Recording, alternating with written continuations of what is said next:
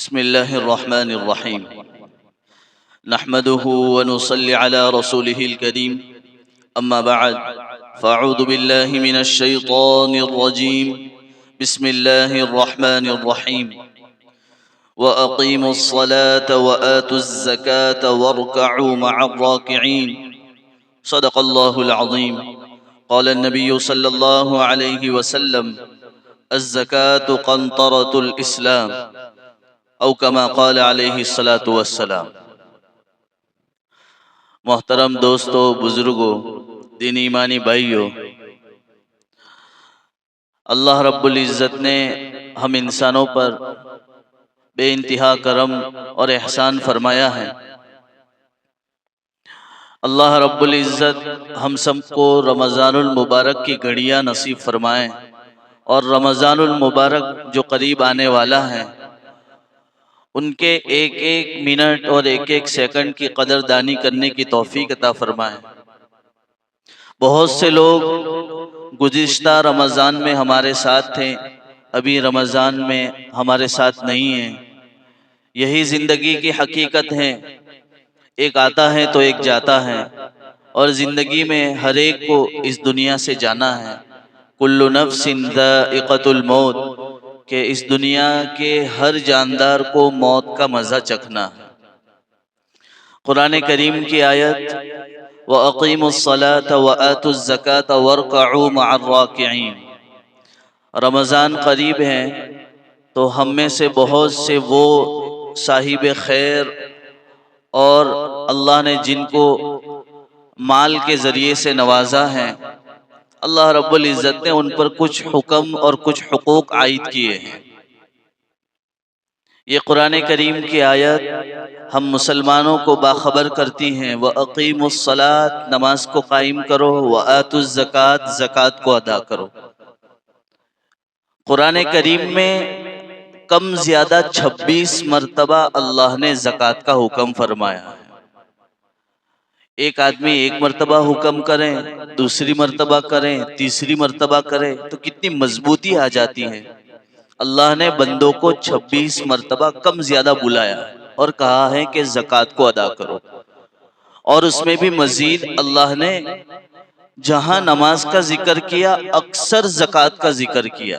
اقیموا الصلاۃ وآتوا الزکاۃ، نماز قائم کرو، زکوٰۃ دو۔ اس کا ایک کنیکشن ہے۔ نماز جو ہے بدنی عبادت ہے، ہم انسان بدن سے نماز ادا کرتے ہیں، اللہ کی یاد کو اپنے دلوں میں زندہ کرتے ہیں، اور یہ زکوٰۃ جو ہے یہ مالی عبادت ہے، پیسے والی عبادت ہے، تو دونوں کا کنیکشن ہے۔ اللہ نے اس لیے فرمایا اقیموا الصلاۃ کہ جیسے تم نماز کے ذریعے سے مجھے یاد کرتے ہو، تو یہ مال ایسی چیز ہے کہ اس میں بھی کچھ خرابی آ جاتی ہے۔ ہم انسان ہیں، غلطی کے پتلے ہیں، غلطیاں ہم سے ہو ہی جاتی ہیں، تو اللہ نے ایک عبادت نماز دی، تو دوسری عبادت وہ بھی سال بھر میں ایک مرتبہ، پورے سال میں ایک مرتبہ زکوٰۃ دو، تاکہ مال کا جو کچرا ہے، خرابی ہے، وہ اللہ اس کو صاف کر دیتے ہیں۔ تو اللہ نے ہماری ہی زندگی کو بہتر بنانے کے لیے یہ زکوٰۃ والا حکم سب لوگوں پر نہیں، بلکہ وہ حضرات جن کو اللہ نے مال کی حیثیت دی ہے اور شریعت کے حساب سے وہ نصاب تک پہنچتے ہیں، اللہ نے ان پر حکم لگایا کہ سال بھر میں تمہارا جو مال ہے اس میں سے اتنا فیصد آپ کو دینا ہے، 40واں حصہ۔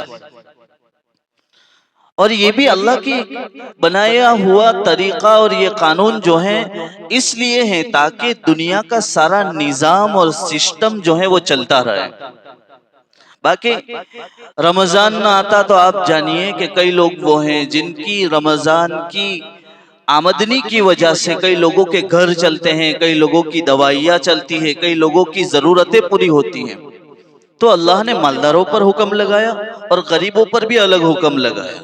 تو قرآن کریم کی آیت وَأَقِيمُوا الصَّلَاةَ وَآتُوا الزَّكَاةَ کہ نماز قائم کرو اور زکوٰۃ ادا کرو۔ صدقہ اور خیرات کے بارے میں قرآن کریم میں 150 آیت ہیں، 150 آیتیں خیرات صدقات کے بارے میں اللہ نے نازل فرمائی کہ یہ مال جو ہے ایک تو زکوٰۃ پراپرلی ادا کرنا ہے، یعنی کہ جن پر واجب ہیں، ضروری ہیں اور نصاب تک پہنچتے ہیں ان کو دینا ہے، اور دوسری یہ بات کہی کہ ان کے علاوہ جن لوگوں کی زکوٰۃ والی حیثیت تو نہیں ہے لیکن جو کچھ مال اللہ نے دیا ہے ان میں سے اپنی رضامندی سے کچھ نہ کچھ اللہ کے راستے میں دیتے رہیں اور غریب لوگوں کی مدد کرتے رہیں۔ ان میں ایسا کچھ بھی نہیں کہ غریب ہو یا امیر ہو، سب لوگوں کو یہ صدقات اور خیرات کا حکم دیا، اور یہ قرآن کریم میں کم زیادہ 150 مرتبہ اللہ نے فرمایا کہ صدقات دو، زکوٰۃ دو۔ یہ کیوں ہے؟ تاکہ سارا سسٹم چلتا رہے اور غریب اور امیر کسی کو کوئی پریشانی نہ ہو۔ اسی لیے اللہ کے نبی صلی اللہ علیہ وسلم کی حدیث الزکوٰۃ قنطرۃ الاسلام، کہ زکوٰۃ اسلام کا بہت بڑا مضبوط پل ہے۔ قنطرۃ الاسلام یعنی زکوٰۃ یہ ایسا پل ہے جو اسلام کا سب سے مضبوط پل ہے، برج ہے، اور برج وہ ہوتا ہے جو بہت جلدی اللہ کے قریب پہنچا دیتا ہے۔ بلکہ ہم کو یہ بھی معلوم ہے شہادت ان لا الہ الا اللہ وان محمد رسول اللہ، اقام الصلاۃ وآت الزکاۃ وصوم رمضان وحج البیت من استطاع الیہ سبیلا، یہ حدیث ہے۔ تو اس میں ہے نا کہ اسلام کے 5 ارکان ہیں، ایمان، نماز، روزہ، حج، زکوٰۃ، یہ ساری چیزیں، تو ان میں یہ رکن یعنی مضبوط ستون اور پائے ہیں، ان میں سے ایک زکوٰۃ والا بھی ہے۔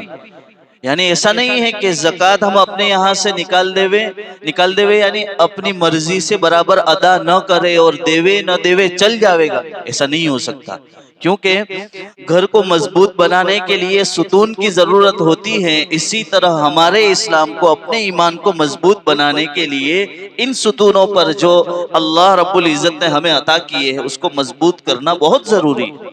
اس لیے ہم پر زکوٰۃ واجب ہیں، جن لوگوں پر واجب ہے ان کو دینا ہی چاہیے۔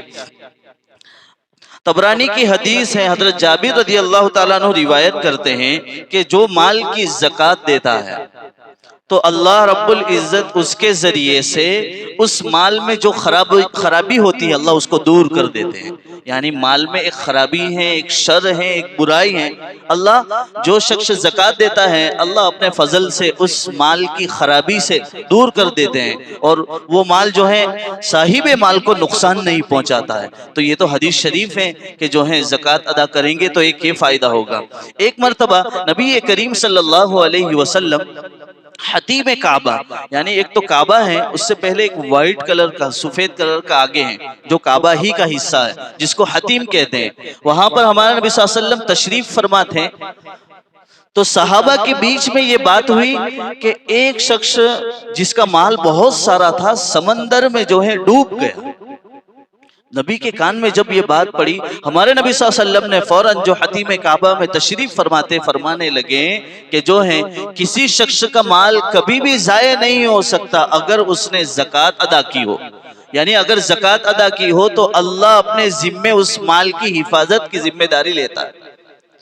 اس لیے وہ شخص جس کا سمندر میں مال ڈوب گیا ہے، اس کا مطلب یہ ہے کہ اس نے صحیح معنوں میں زکوٰۃ ادا نہیں کی ہے، جس کی وجہ سے اس کا مال ضائع ہو گیا۔ اس کے بعد نبی صلی اللہ علیہ وسلم نے فرمایا سمندر ہو یا جنگل ہو یا کسی بھی جگہ ہو، جو مسلمان اپنی زکوٰۃ کو صحیح طریقے سے ادا کرتا ہے اللہ اس کے مال کی مکمل حفاظت فرماتے ہیں۔ تو یہ ہمارے نبی صلی اللہ علیہ وسلم نے فرمایا۔ بزار کی روایت ہے، حضرت علقمہ رضی اللہ تعالیٰ عنہ فرماتے ہیں ان تمام اسلامکم ان تؤدوا زکاۃ اموالکم، کہ ہم چاہتے ہیں کہ ہمارا اسلام مکمل ہو جائے، ہم ایمان والے مکمل ہو جائیں، اور کوئی بھی آدمی جو ہے آدھا ادھورا، تو ہم کچا پکا کھاتے ہیں، ادھورا تھوڑی کھاتے ہیں، پورا کھاتے ہیں، پورا کام کرتے ہیں۔ اسی طرح اسلام اگر ہم مکمل کرنا چاہتے ہیں تو ہمارے نبی صلی اللہ علیہ وسلم فرماتے ہیں کہ وہ صحیح معنوں میں زکوٰۃ کو ادا کریں، اللہ اس کے ذریعے سے اس کے اسلام کو، اس کے ایمان کو مکمل کر دے گا۔ تو یہ تو میں کچھ حدیثیں بتا رہا ہوں کہ جس کے ذریعے سے ہمیں معلوم ہو کہ اسلام میں زکوٰۃ کی کتنی اہمیت ہے۔ بخاری شریف کی روایت ہے، حضرت ابو ہریرہ رضی اللہ تعالیٰ عنہ فرماتے ہیں کہ جس مال کی زکوٰۃ صحیح معنوں میں نہ دی گئی ہو، جس مال کی زکوٰۃ صحیح اور مکمل طور پر گنتری کر کے حساب لگا کر نہ دی گئی ہو اور کچھ مال رہ گیا ہو، کل کو قیامت کے دن وہ ٹکلا سانپ بنے گا۔ کتابوں میں لکھا گنجا سانپ، یعنی ٹکلا سانپ ہوگا۔ گنجے سانپ کی علامت اس لیے ہے تاکہ وہ اور خوفناک ہوتا ہے، ڈراؤنا ہوتا ہے، اس وجہ سے حدیث کے یہ الفاظ ہیں کہ وہ ٹکلا اور جو ہے گنجا سانپ ہوگا، اور وہ مال کی شکل میں، یعنی جو مال ہم نے زکوٰۃ میں نہیں دیا تھا اس وجہ سے وہ سانپ کی شکل بنا کر کل کو قیامت کے دن ہمیں ڈسے گا اور کہے گا میں تیرا مال ہوں، میں تیرا مال ہوں۔ تو یہ بتانا ہے کہ جو زکوٰۃ صحیح معنوں میں مکمل ادا نہیں کرتے ہیں، اس کے بارے میں اللہ کے نبی صلی اللہ علیہ وسلم کی حدیث ہے۔ امام غزالی رحمت اللہ علیہ فرماتے ہیں اپنی کتاب احیاء علوم الدین کے اندر کہ جو ہم زکوٰۃ نکالتے ہیں اس میں سب سے زیادہ حقدار کون ہے؟ اب کہیں گے جب میں یہ بات کہوں گا تو آپ کو لگے گا کہ میں اپنے فیور کی بات کرتا ہوں، حالانکہ جہاں سے میں ساری باتیں لے رہا ہوں وہ انہی کتابوں میں لکھی ہوئی، اس میں لکھا ہے۔ میں اس سے پہلے یہاں پر لکھی بات الگ ہے، لیکن اس سے پہلے میں حدیث کی روشنی میں آپ کو بتاؤں کہ سب سے پہلے زکوٰۃ کا مستحق جو زکوٰۃ لینے والا ہے، ہم جس کو زکوٰۃ دیں گے وہ سب سے زیادہ اپنا قریبی رشتہ دار ہو، وہ پہلا مستحق۔ حالانکہ میں اپنی بات یہاں رکھ سکتا تھا، لیکن حدیث کی روشنی میں پہلے آپ کو سمجھا دوں تاکہ ذہن الٹا نہ جائے آپ کا۔ دوسرا وہ ہے جو اس کے بعد کا رشتہ دار ہو، اور اسی میں پڑوسی بھی داخل ہیں۔ پڑوسی جو ہیں اگر کوئی زکوٰۃ کا مستحق ہے تو اس کو زکوٰۃ دینا پہلے ہیں۔ امام غزالی رحمت اللہ علیہ فرماتے ہیں، جو میں بات کہہ رہا ہوں، امام غزالی رحمت اللہ علیہ فرماتے ہیں کہ زکوٰۃ کا سب سے زیادہ حقدار اور بہترین جس کو دینا چاہیے وہ یہ ہے کہ کوئی دیندار ہو، کوئی عالم ہو، کوئی علماء کرام ہو، یا اور وہ زکوٰۃ کے مستحق ہو تو سب سے پہلے ان کو دینا چاہیے۔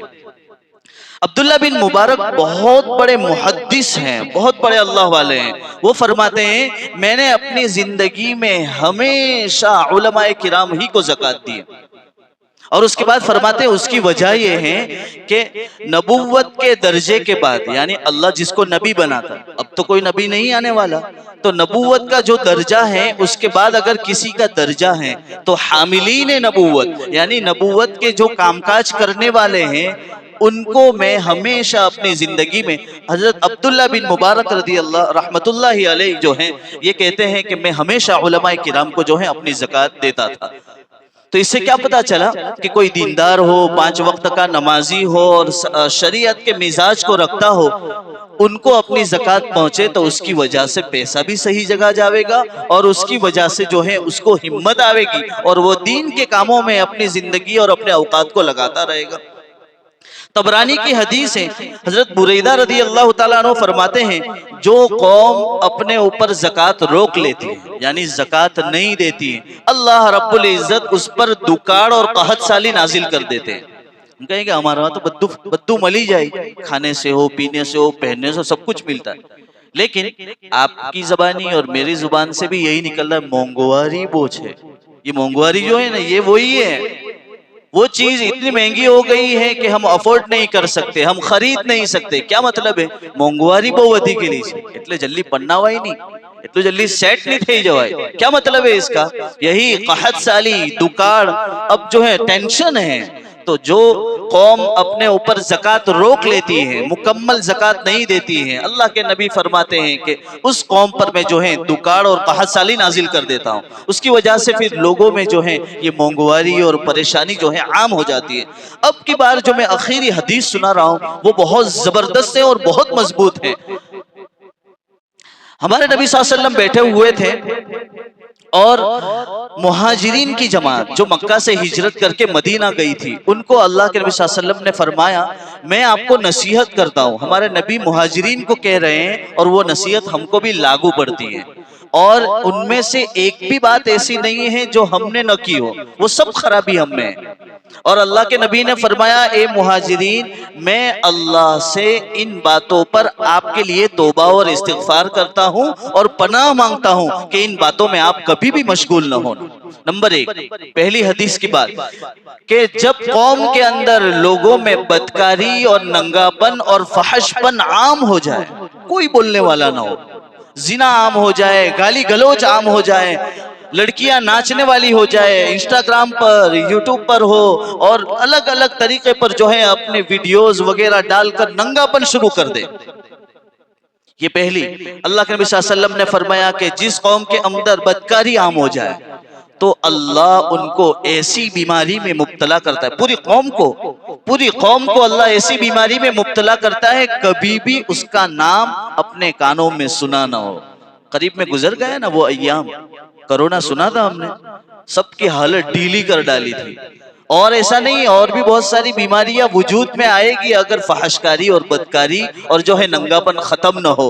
تو یہ اللہ کے نبی کی پیشین گوئی جو ہم نے اپنی آنکھوں سے دیکھی. دوسرے نمبر پر ہے ناپ تول میں کمی کرنے لگے. ایک تو ہے وزن کاٹا ہوتا ہے، اس میں ہم کمی کرتے ہیں. ہمارے حضرت مفتی احمد صاحب خانپوری ادام اللہ فیوزہم علینا فرماتے ہیں قرآن کریم کی آیت 30ویں پارے میں وَيْلٌ لِّلْمُطَفِّفِينَ الَّذِينَ إِذَا اكْتَالُوا عَلَى النَّاسِ يَسْتَوْفُونَ وَإِذَا كَالُوهُمْ أَوْ وَزَنُوهُمْ يُخْسِرُونَ کہ جو خسارہ کرتے ہیں، گٹاوا کرتے ہیں. ایک تو وزن میں، یہ تو صاف دکھتا ہے، اور ایک ہے کہ ہم کو نوکری ہے، جیسے 8 بجے سے لے کر شام 5 بجے تک، تو بہت سے لوگ نوکری میں گھاٹا کرتے ہیں، اپنے اس کام میں نقصان کرتے ہیں. کیا کرتے ہیں؟ جیسے سیٹ نہیں دیکھ رہا تو اس کی وجہ سے ہم اپنا اتنا وقت جو ہے بیکار اور ٹائم پاس کرتے ہیں، اور اس کام میں جو باس نے کام دیا ہے اس میں اپنے آپ کو مشغول نہیں رکھتے. یہ بھی ناپ تول میں کمی کرنے والا ہے. ہمارے نبی نے فرمایا جو ناپ تول میں کمی کرنے والا ہو اور قوم میں ایسا عام ہو جائے تو سمجھ لو کہ دکاڑ اور قحط سالی عام ہو جائے گی اور اللہ ظالم حکمران مسلط کر دے گا. حکمرانے جہارانی ملے تو ہوں کریے.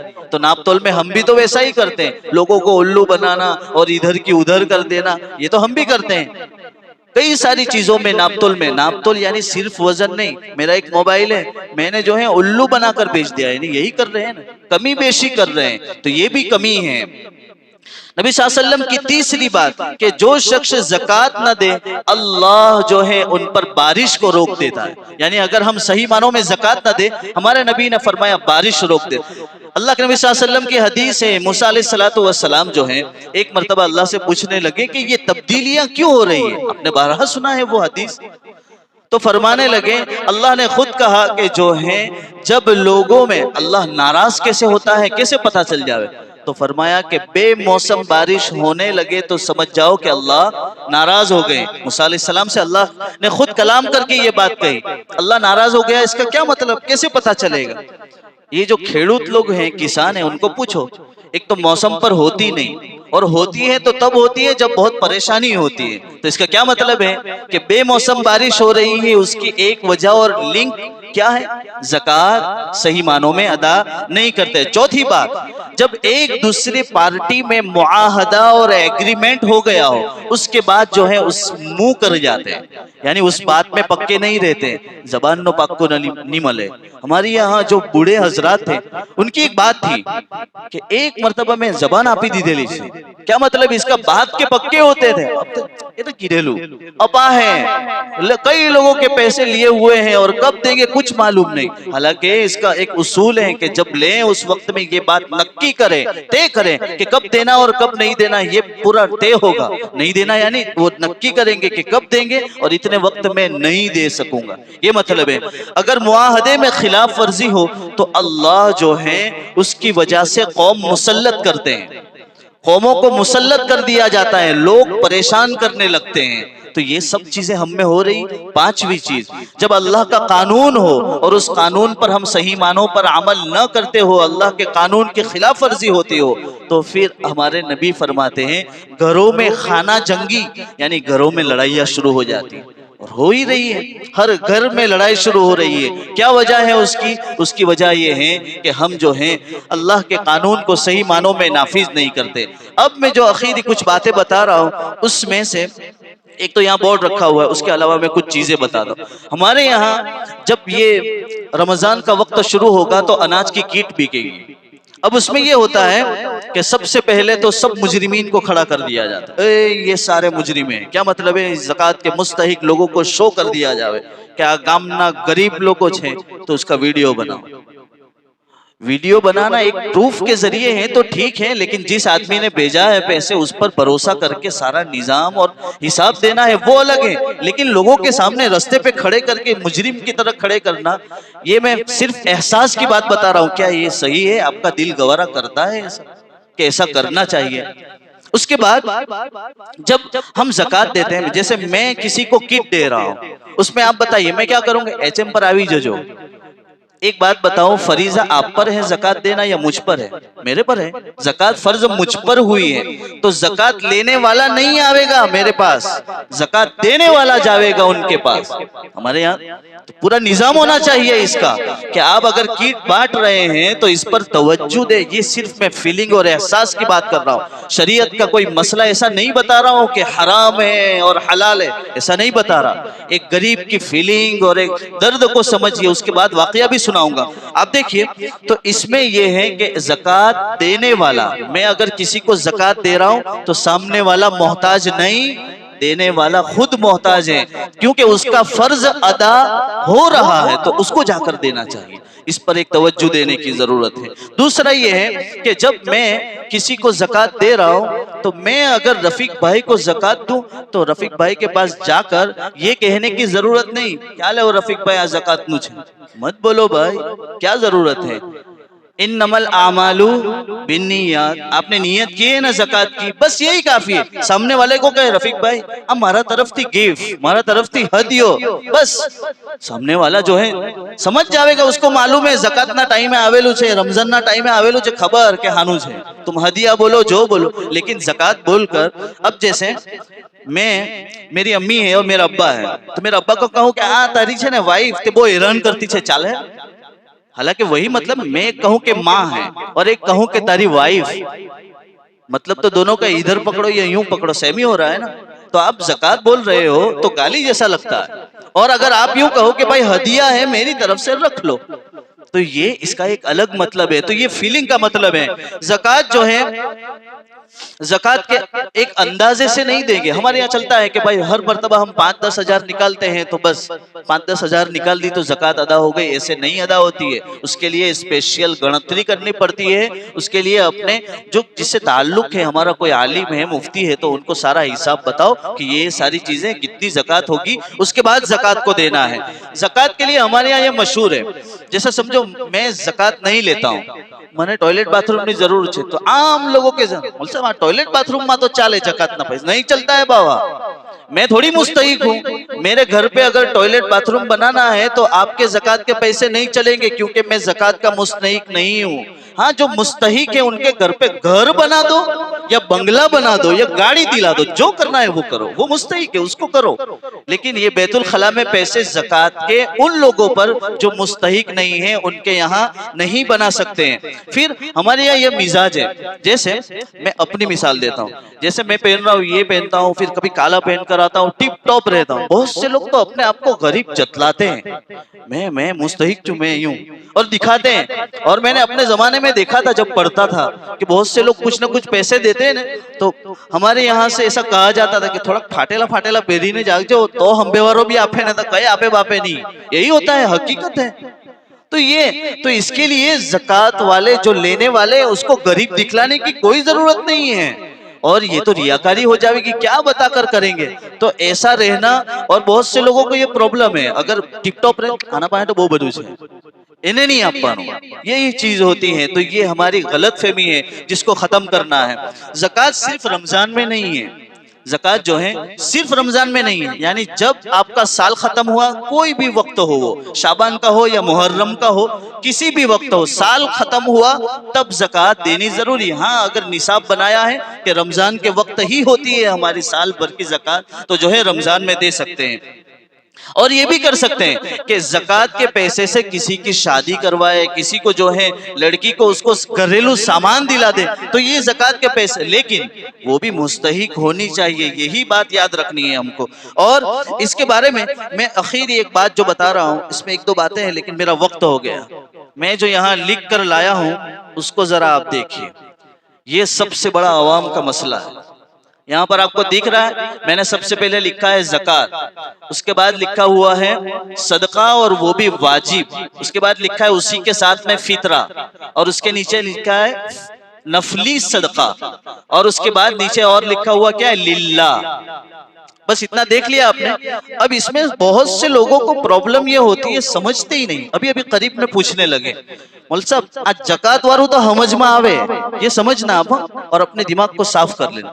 یہ زکات والا تو سمجھ میں آتا ہے کہ زکات تو رمضان میں ملے اٹلے چالی جائے، پر یہ فطرہ اور یہ صدقہ جو دیتے ہیں نا مولوی صاحب انہیں کہجو کہ آپ صدقہ نہ پیہا نہیں لے وائے، صدقہ نہ پیہا نہیں لے وائے۔ میں ایک بات کہتا ہوں، حدیث کی روشنی میں آپ کسی بھی مفتی کو پوچھنا، سب سے خراب مال مالداروں کے لیے، غریب کے لیے نہیں، یہ بات سمجھو، مالداروں کے لیے سب سے خراب مال اس کا زکات کا یہ ہے جو اس کو نکالنا ہے، اور غریب آدمی ہے اس کے لیے زکات تو ایسی ہی ہے جیسی کہ نارمل ہدیہ دیتے ہیں اس کے لیے ویسا ہی ہے۔